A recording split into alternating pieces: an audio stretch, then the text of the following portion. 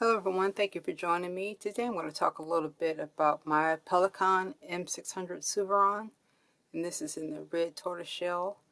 I've had this pen since June 2022. This was my first Pelikan. My only other Pelikans are this vintage set. This is a 140 fountain pen. This is also a piston filler, just like the M600. You can actually see through the barrel. It has a 14 karat gold nib as well, and it's a pen and pencil set. So there's the pencil, and the Souveran M600. It's a little bit longer than the 140. The 140 is a nice vintage flex pen. But back to the M600, you see there the Infinio. It's actually a piston knob, so this is a piston filler, as I stated, and there are two gold bands there. And it is not see-through like the 140. But you can see there the tortoiseshell pattern and another gold band at this section. The section is pretty comfortable, but it is a little small. It's about 10 millimeters in diameter. And there's the nice 14 karat gold nib. There's the nib. And there's a plastic feed. It's a beautiful nib on it. And so the cap band says Pelikan Souveran and Germany. That's all that says. And then you have your nice bill clip. The clip is pretty functional. And there's the top finial with the Pelikan, and I think there's one chick there. So it's a nice pen, pretty small pen. I'll put the dimensions on the screen. But this pen took about a year to grow on me. I think my issue was primarily with the nib line width. This is an extra fine, and I was expecting the extra fine to be much finer than it is. This feels very much like a medium. So as I'm further along in my fountain pen journey, I think I understand this about Pelikans based on other reviews that I've seen. So I pretty much accept it now. So I was lucky that I actually purchased this in an extra fine. I didn't know about Pelikan's nib widths when I first bought this. So it was just kind of lucky that I actually purchased the extra fine. I think if I purchased a medium, for instance, I would be much less happy with this than I am now. It is currently inked with writer's blood, as you can see here. So typically when I have trouble binding with a pen, what I'll do is I'll put writer's blood in it. I think I've gotten so used to this and so content with it that I'll probably move on to a different ink at some point. But for now, this is a good match, I think. Well, the writer's blood is a little more purplish, but I think it's a good match. So I'll show you the box. So the box just says nothing much there. And the inside of the box, I haven't opened this box in a while, so I have no clue what's in it. So it's a nice hard box, cardboard box. And so the pen came in that plastic, and you have this little, I'm not sure what it's made out of. It's not leather, but you can put the pen in here if you want. I don't use it, but it's good looking pen case. The Pelikan there, Pelikan. And what's in here? Just some materials that I haven't read. So there's the warranty. see if I can see how long this warranty is. 3 years from the date of purchase, so I have about 1 more year.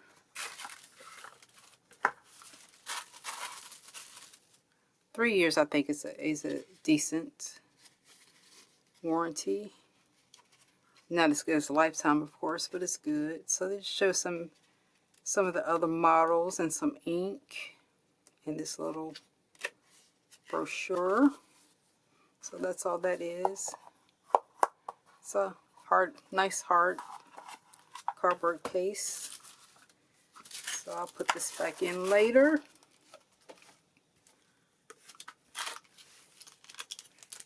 So we'll start with some writing samples, and then I'll talk about some of the pros and cons. Well, first, before I start with the writing sample, I will compare. Again, this is the 140, the vintage 140. And I have a Pilot Elite E95S, my Lamy 2000 rollerball, a Kaweco Hello Kitty, and the Lamy 2000. So we'll see. It compares more with closest with the Lamy than any of them. So I mean, it's a good size pen, but kind of on the small side. So I typically write with it Post-it. And again, I'll put the dimensions on the screen. So the number of turns, let's see here, is just one turn. You can see the threads. All this is very smooth to the touch. Again, it's a little narrow, but I find this pen very comfortable to write with. I don't quite know why the chick is facing. Seems like it should be facing towards the clip, but that's probably just an anal retentive thing that I would notice. So we'll zoom in a little bit and we'll do some writing. So this is the Pelikan M600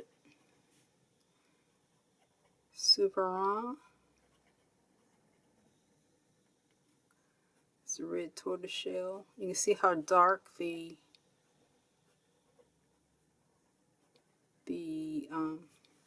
always have to concentrate when I spell tortoiseshell, and I still spelled it wrong. T-O-I-S-E, tortoiseshell.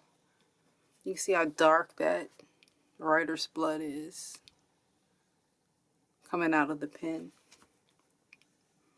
And so the nib, as I stated, is a extra fine 14 karat. And again, the ink is Diamond Writer's Blood. I'll do a little wetness test on this. I'm using my black and red notebook. So it's pretty wet, as you can see. There is not really much line weight variation. It's a spongy nib, but it's not a flex nib. Reverse, very nice in reverse. Feels very nice in reverse. It's a very smooth nib, but I'm gonna be quiet and see if you can hear how, I won't say loud it is, but it has a nice audible feedback to it.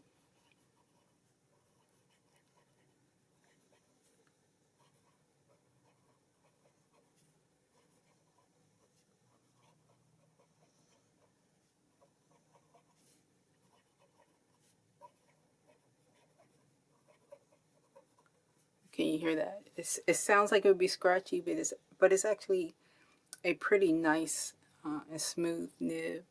I haven't had to do anything to it, but it does have that audible feedback. So if your ears are a little sensitive, it may bother you, but it doesn't bother me. I really have grown to love this pen, so I'm looking forward to seeing how much I will enjoy it with a different ink in it. I'll probably put something blue in it, like normal. Knowing me, I'll put something blue in it. So I'll show you the writing sample on the Yoseka nib log. So there it is. It's an extra fine, as I stated. The line width, I said it's about 0.6, maybe 0.55 or so. And there's the writing sample. Not quite as wet on this paper. It looks like it flexes, but I think it's just laying down more ink. And so those are some of my thoughts on it. It's a noisy, wet, but nice writer. It's very lightweight and comfortable. As I stated, it's thick for an extra fine. And it's just a nice pen. It feels like it would last forever. It's very light, but it doesn't feel cheap at all. So what I'll do, I think this is, what is this? This Lamy. This is an extra fine. I think this is a fine. So one sec, I'm going to go and find me an extra fine to compare this to. Well, this is the Pilot Medium. And it also has writer's blood. So that's a Pilot Medium. And this is the Pelikan.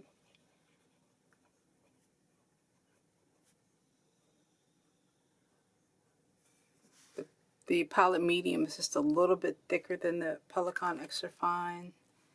Let me see what about this Kaweco. This Kaweco is a fine. Not sure if I have any ink in here. So the Kaweco is also a German pen, so that's their fine. And you can see how much the extra fine is quite a bit thicker than the fine. So I won't belabor that point, but if you do get a Pelikan, just know that the line weight is quite a bit thicker.